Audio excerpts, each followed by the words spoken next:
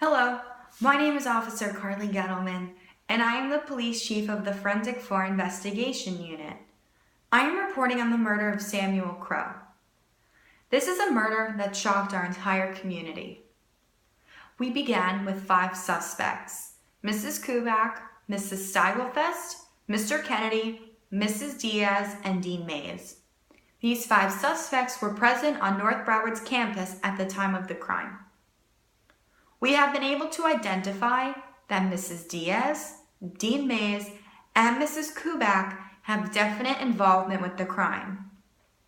Hard evidence has been found in order to prove each individual's presence at the murder scene. To begin, we have successfully matched the bloody fingerprints found on the interior side of the door of room 324B to Dean Mays. There were 2 different size bloody shoe prints found at the scene of the crime. One of the pairs, the 11.5-inch pair, matched the length of Dean Mays' shoes. We were unable to find the shoes Dean Mays was wearing, but we were able to match the size of his foot to the size of the shoe prints found.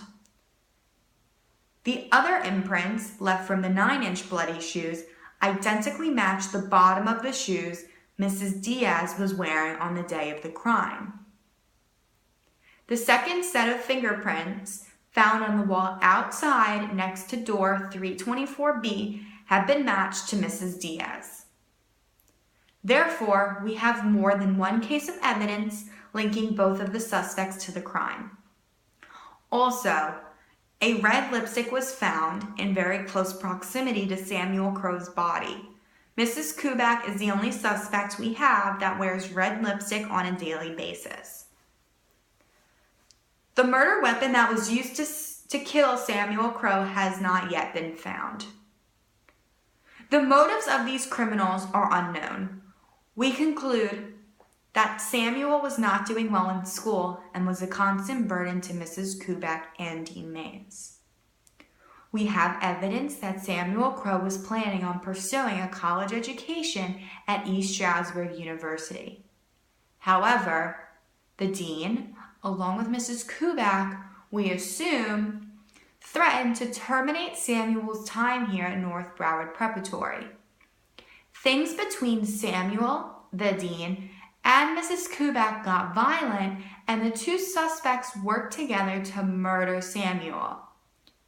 Since Mrs. Diaz's room is located right by the dean's office, she offered her assistance.